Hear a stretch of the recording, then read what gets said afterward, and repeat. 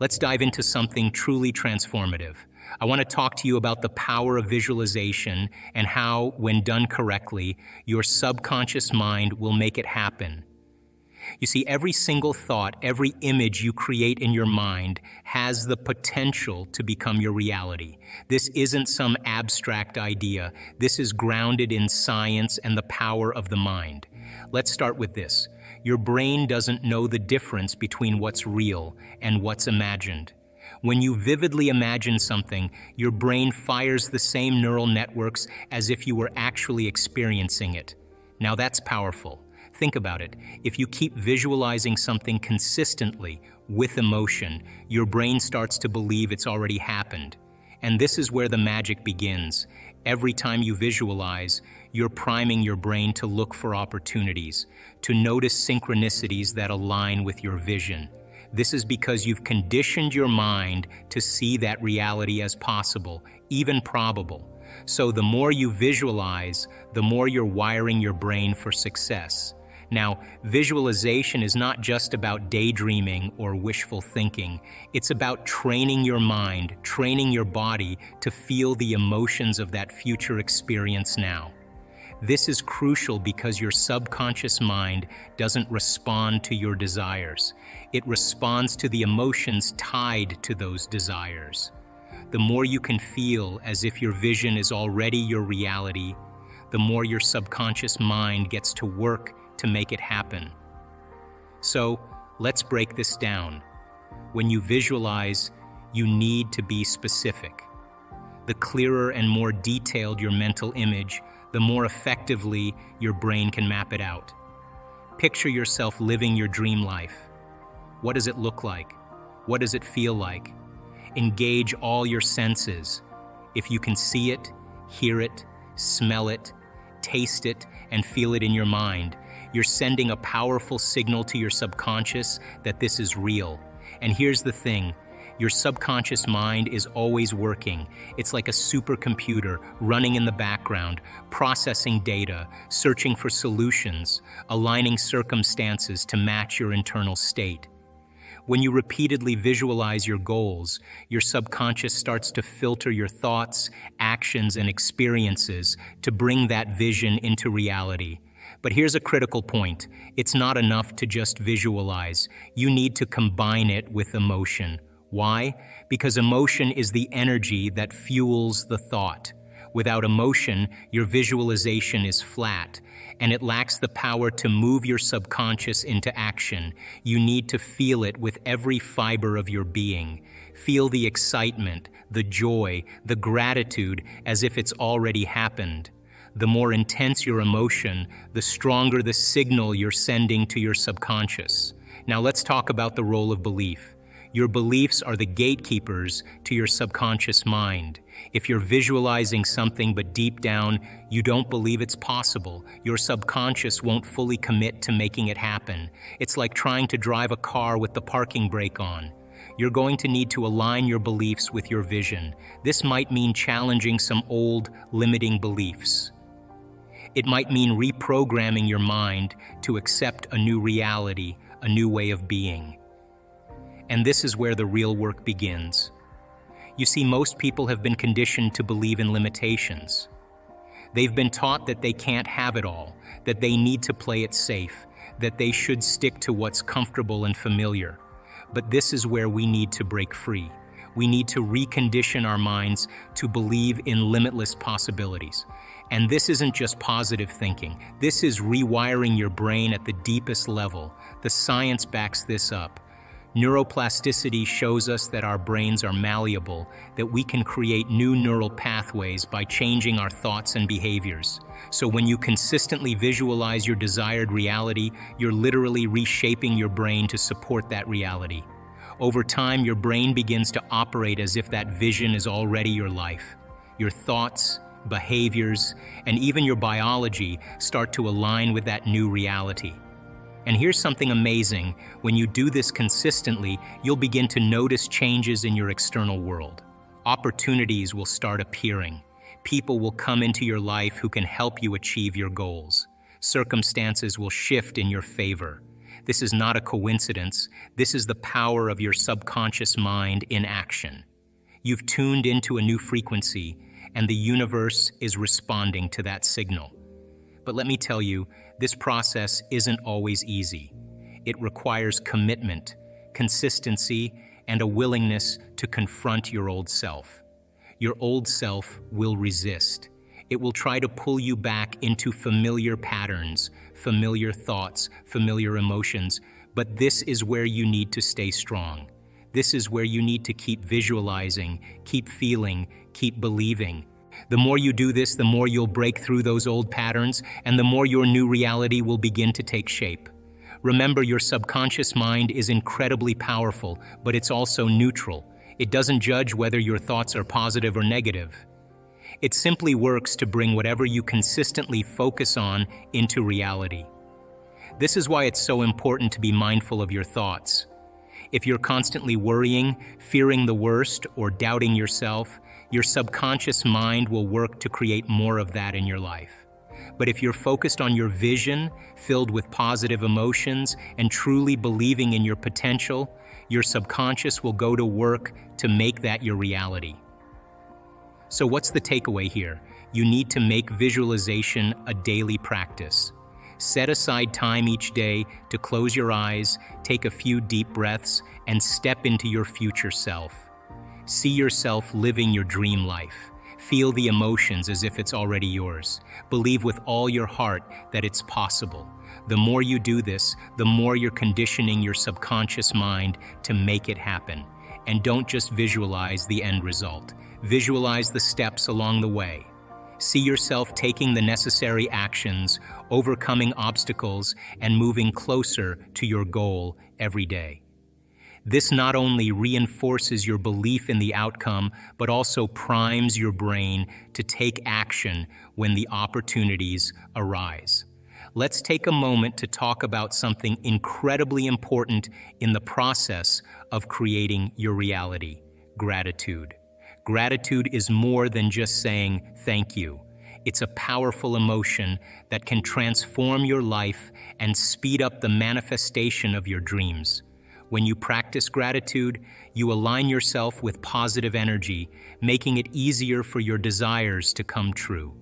When you feel grateful for something, even before it has happened, you are sending a message to your subconscious mind that it is already done. This is a powerful statement. Imagine you want to achieve a goal, like getting a new job or improving your health.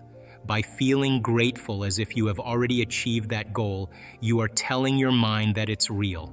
This helps your subconscious to believe it and start working to make it happen. Gratitude is one of the highest vibrations you can emit. Vibrations are like the energy you put out into the world. High vibrations attract positive experiences, while low vibrations attract negative ones. When you feel grateful, your vibration is high, and this positive energy helps to attract more good things into your life. It's like sending out a strong signal that the universe picks up and responds to by bringing you what you desire. When you combine gratitude with visualization, the results are even more powerful.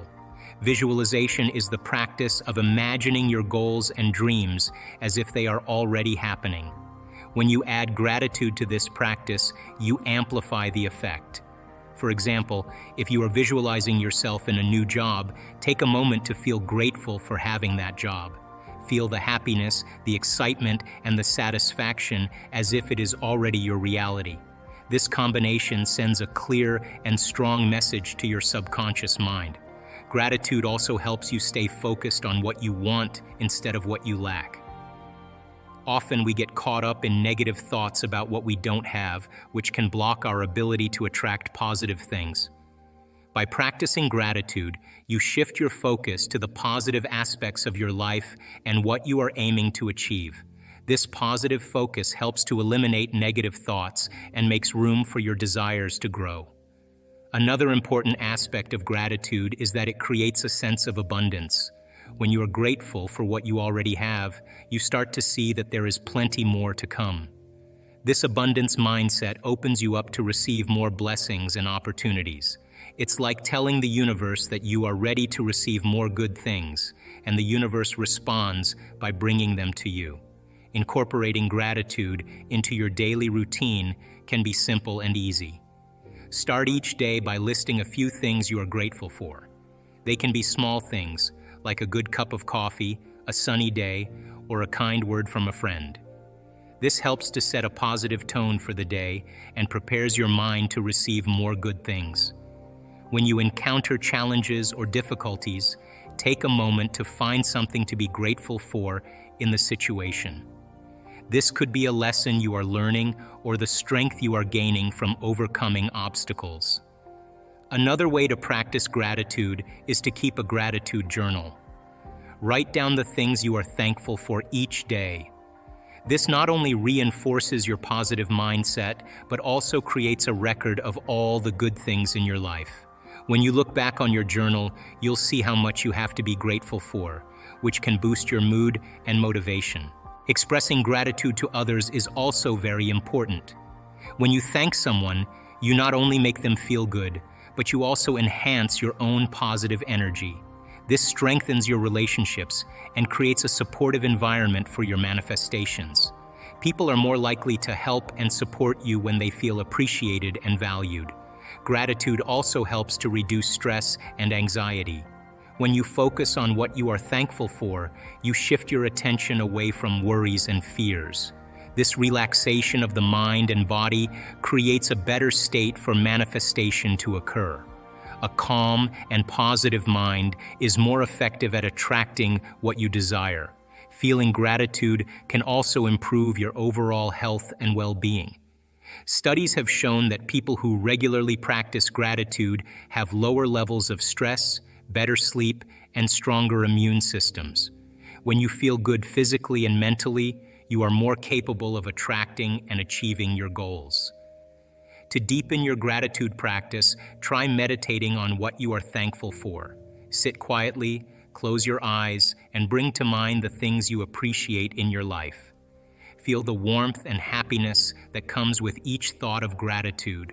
Let this feeling fill your entire being and extend it to your future desires. Imagine that your goals have already been achieved and feel thankful for them as if they are already part of your life.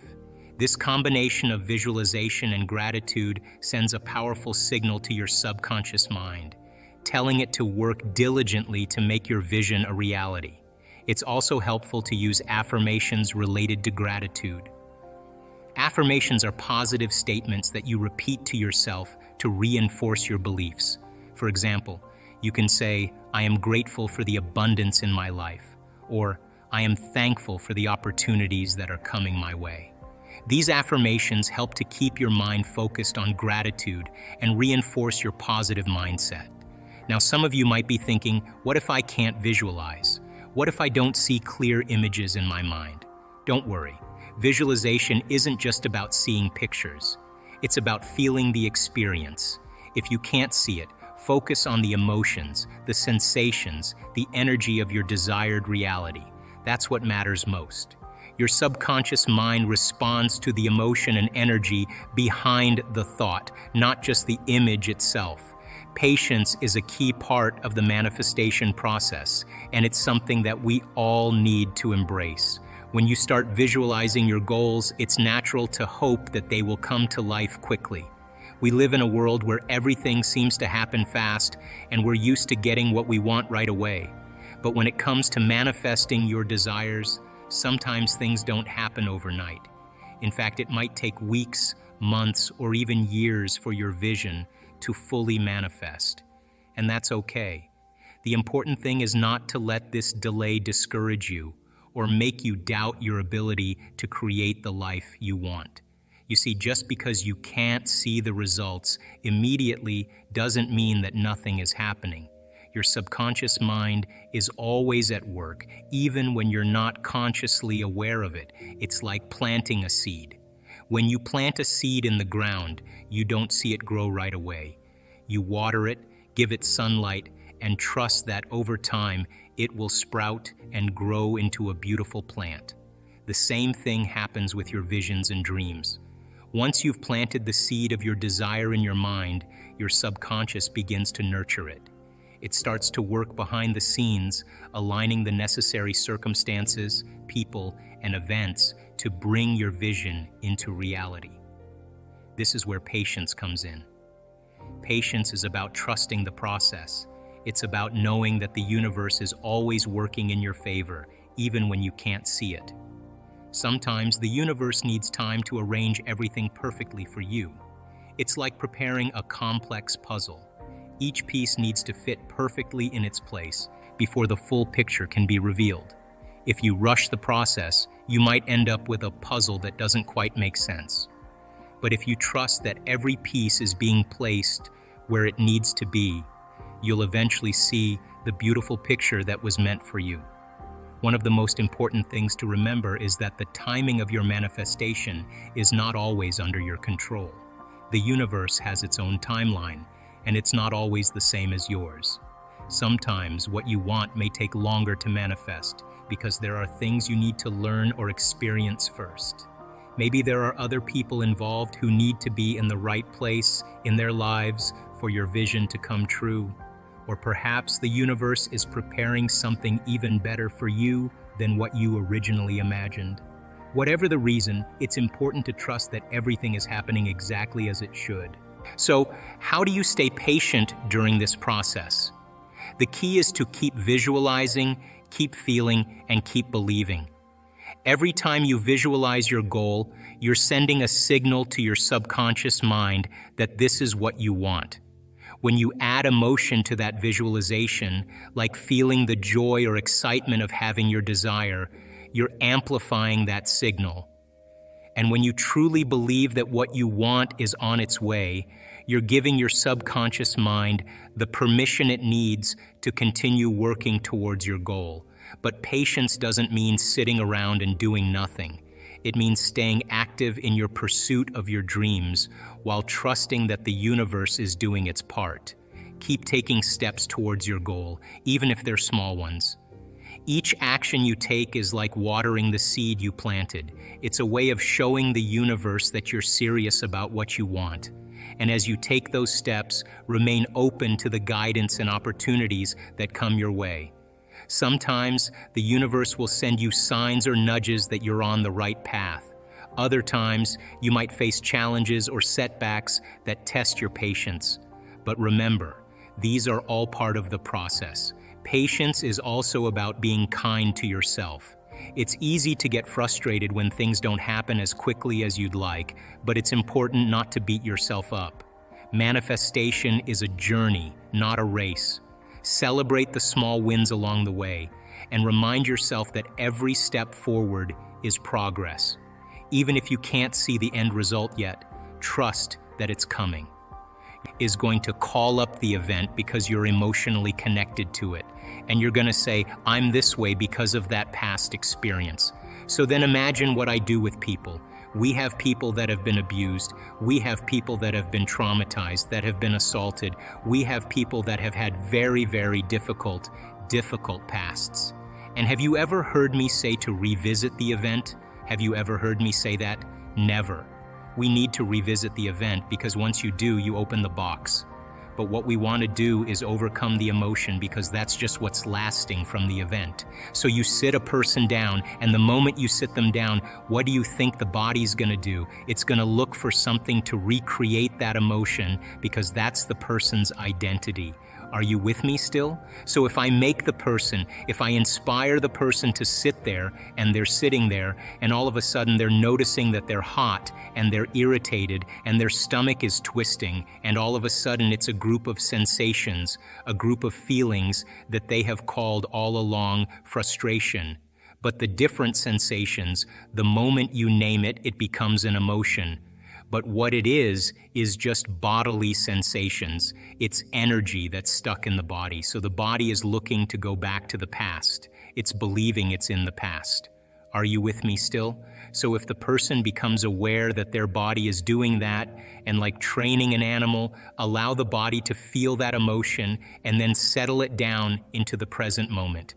When you settle it down into the present moment, the body starts to trust the present moment and move out of the past. And there's a release of energy. Then the body goes, wait a second, what's going to happen in the next moment? And it starts doing that. And it starts to try anticipate the future. And you settle the body back down into the present moment. And every time you do that, you're telling the body it's no longer the mind, that you're the mind and your will is getting greater than the program. And all of a sudden, you start to lower the volume to that emotion. And when you begin to break the addiction to that emotion, the side effect of breaking that addiction is called joy. It's called freedom. All of a sudden, the body's saying, I don't want to be tormented anymore. Now, does that mean you shouldn't grieve over things that you lose? Grieving is a biological process. That's why you're saying it. So the subconscious is 95%. So more than likely, your body is going to do exactly what it's programmed to do.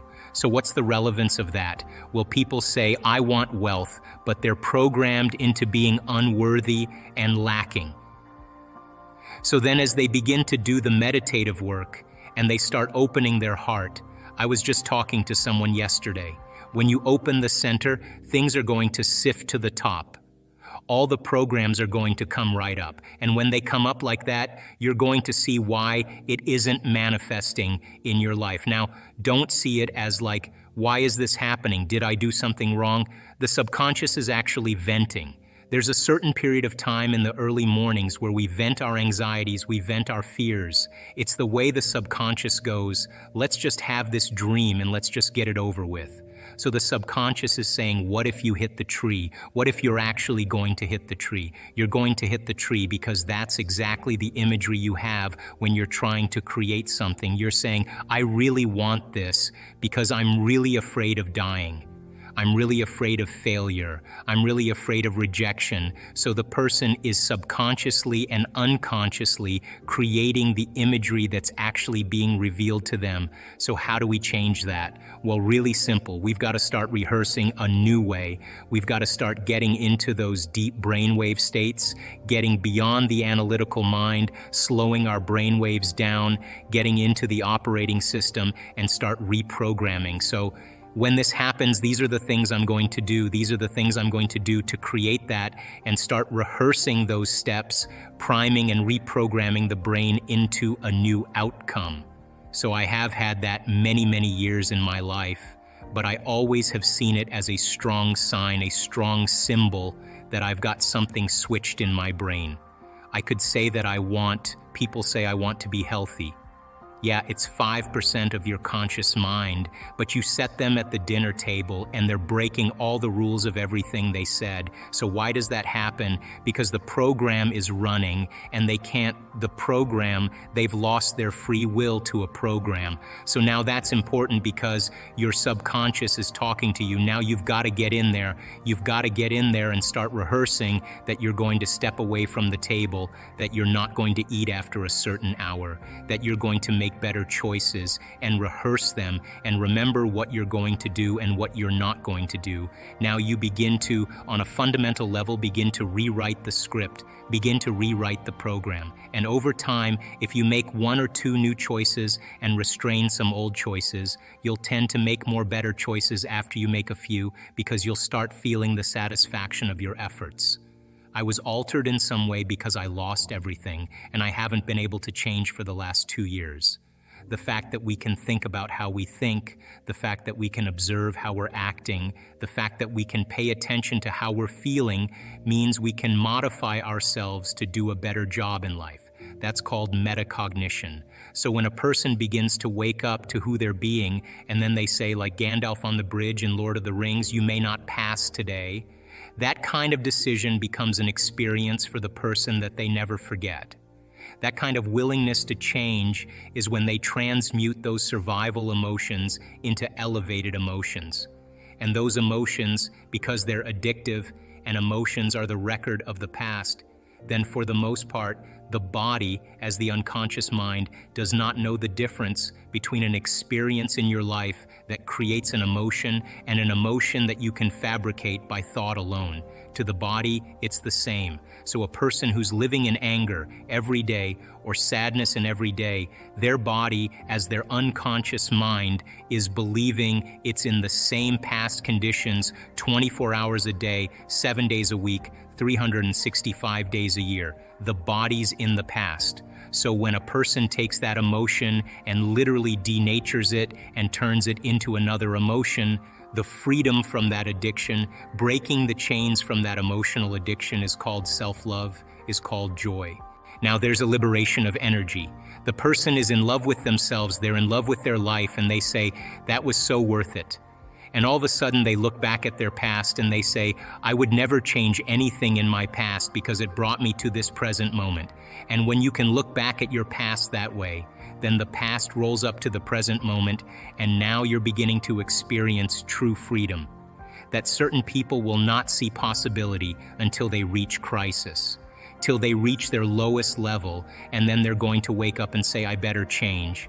I think the greatest demonstration of change really is to begin to show others how to do it, to be the living example of it.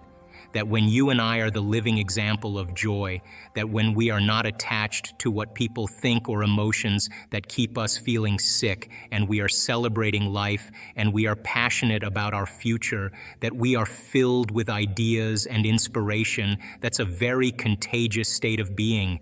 And people that are lost in habits or lost in those emotional states, they will see it initially as an affront. It will be a confronting moment for them.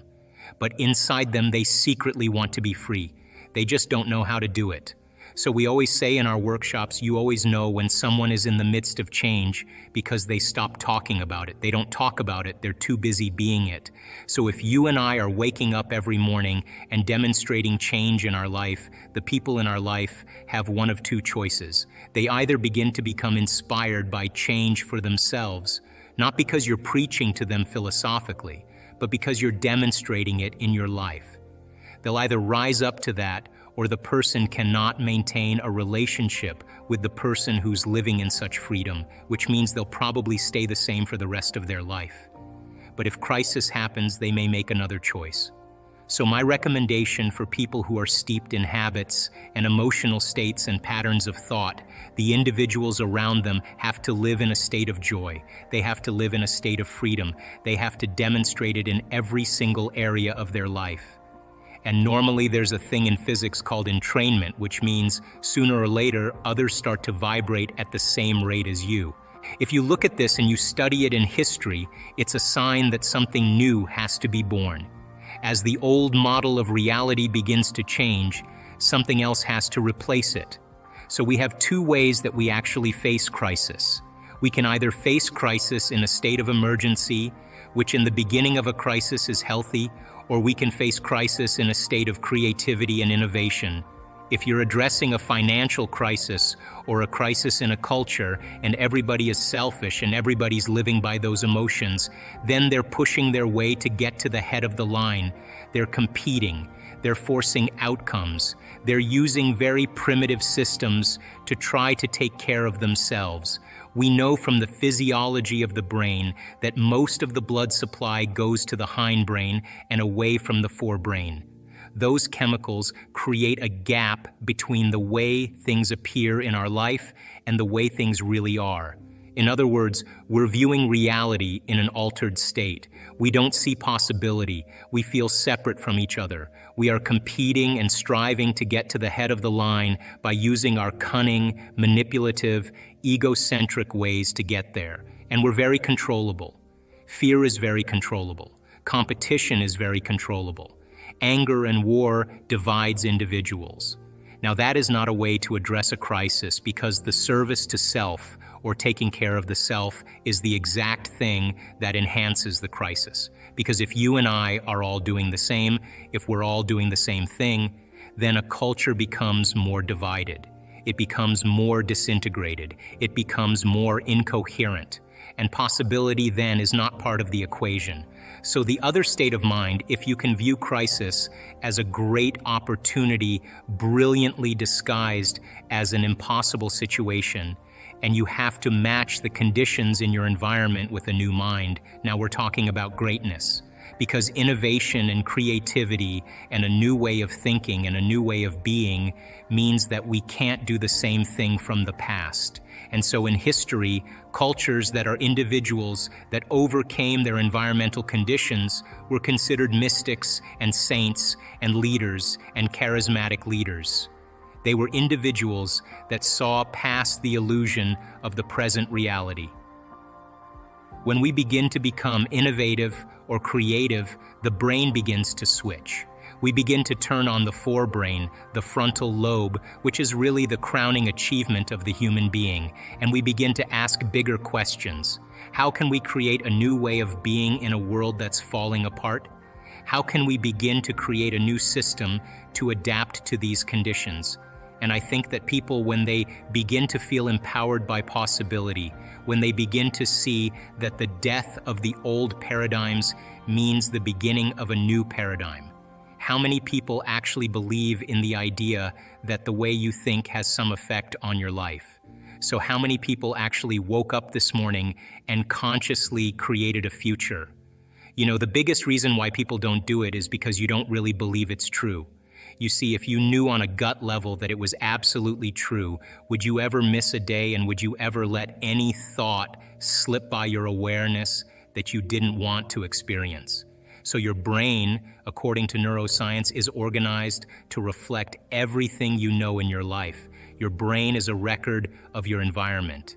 It's a record, an artifact of your past. So if you believe this, then does your environment control your thinking, or does your thinking control your environment? So if you wake up in the morning and you get out of bed on the same exact side as you did the day before, you shut the alarm clock off with the same finger, you slip into your favorite slippers, you shuffle into the bathroom and you use the toilet like you always do, then you walk over to the mirror and you look at yourself to remember who you are, then you get into the shower and you wash yourself in the same routine way, then you groom yourself to look like everybody expects you to look, then you go downstairs and you drink coffee out of your favorite mug. Then you drive to work the same way as you did the day before. You see the same people that push the same emotional buttons. You do the exact thing that you know how to do, and you memorize and can do so well that you're an expert at. Then you hurry up and rush home so you can hurry up and check your emails, so you can hurry up and go to bed, so you can hurry up and do it all over again. Now here's my question. Did your brain change at all that day?